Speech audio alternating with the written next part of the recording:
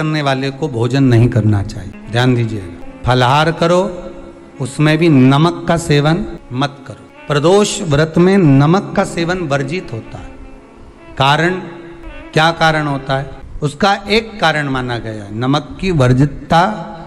जिस समय पर एक नगर में एक ब्राह्मणी रहती, बहुत भाव से सुनिएगा, प्रदोष व्रत नमक को त्यागने का भाव प्रदोष व्रत की किताब में भी मिल जाएगा आपको, आप पढ़ेंगे तो सुना होगा आपने। एक ब्राह्मणी रहती थी एक नगर में, उसका पति नहीं था, छोटा सा बालक एक साथ में रहता, छोटा सा बालक। अब ब्राह्मण के घर की धर्म पत्नी है, ब्राह्मण कर्मकांड करने वाला, पूजन करने वाला, पाठ करने वाला, अनुष्ठान करने वाला, पूजन करने वाला, मंत्र जाप करने वाला, भगवत भक्ति में डूबने वाला।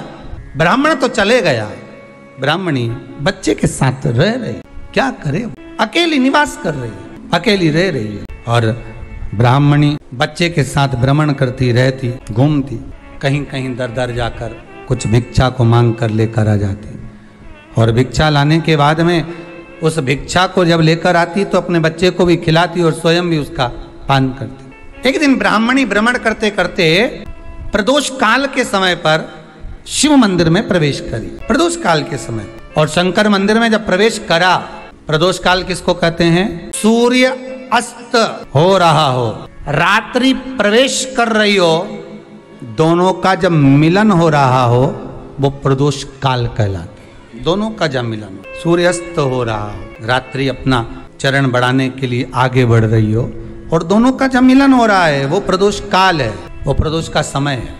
ब्राह्मणी मंदिर में प्रवेश, जब ब्राह्मणी मंदिर में प्रवेश करी, मंदिर के अंदर पहुंची, प्रदोष काल का समय था, प्रदोष का समय चल रहा था, और प्रदोष काल के उस समय में, प्रदोष काल के उस समय में जब ब्राह्मणी ने देखा कि कोई भगवान की भक्ति में लगा हुआ है, भगवान के रस तत्व में डूबा हुआ है।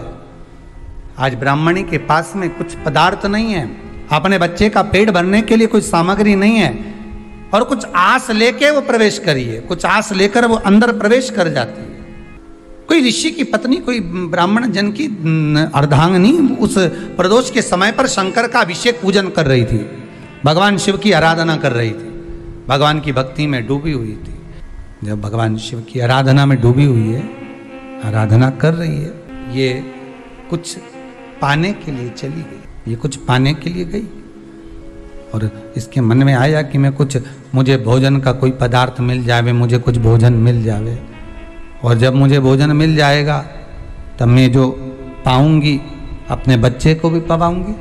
पर जिस मंदिर में वो प्रवेश करी थी, जहाँ पर नारी पूजन कर रही थी शंकर की प्रदोष काल में, वहाँ पर पड़ी हुई कुछ वस्तु को इस ब्राह्मणी ने मांग लिया।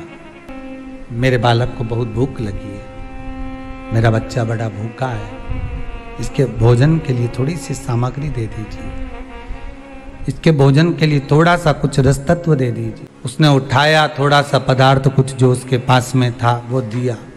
जब दिया तो देने के बाद जब उसे प्राप्त हुआ, और होने के बाद में जब वो मिल गया उसको, तो उसने उस समय पर उस पदार्थ को जैसे ही मुख में लिया, लेते ही कहा, इसमें तो स्वाद नहीं है, इसमें स्वाद नहीं है। उस ब्राह्मणी ने बड़ा सुंदर एक संवाद कहा। घर का जो बड़ा होता है ना, घर का जो बड़े होता है, घर का बुजुर्ग जो होता है, घर का जो प्रथम स्थल प्राप्त करने वाला, मेन कुर्सी पर, अच्छी जगह पर जो बैठने वाला होता है ना, ब्राह्मणी कहती है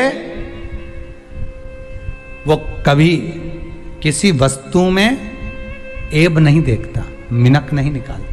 समाज के अन्नकूट होते हैं, समाज के जब अन्नकूट होते हैं महाराज, समाज के जब अन्नकूट होते हैं, बड़ी बड़ी समाजों में जब कार्तिक महीने में अन्नकूट महोत्सव होते हैं, बहुत सारा प्रसाद बनता है। जो बुजुर्ग होते हैं ना, बड़े समझदार लोग होते हैं ना, तो अन्नकूट की जब प्रसाद खाने बैठते हैं ना, उसमें नमक नहीं भी होता ना, तो नहीं बोलते कि इसमें नमक नहीं है। पर जो हमने डोनेशन दिया है, जब तुम आए थे समाज वाले, तो हमने 1000 का लिफाफा दिया, 500 का लिफाफा दिया, 2000 का लिफाफा दिया, और भोजन ऐसा बनवाया। एक व्यक्ति वो जो खाकर चुपचाप चले गया, और एक व्यक्ति वो जिसने प्रसाद पर उंगली उठाई, इन दोनों को अन्नकूट की तारीख पे इनका नाम लिख लो, और अगला अन्नकूट आए तब दोनों की दशा देखना। एक जो चुपचाप खाकर चले गया, भगवान के प्रसाद को प्रसाद मानकर, प्रभु का दर्शन मानकर लेकर चले गया, वो उन्नति की सीढ़ी पर चढ़ता चले गया, और जो मिनक निकालता रहा वो साल भर खटर पटर की जिंदगी जीता रहा।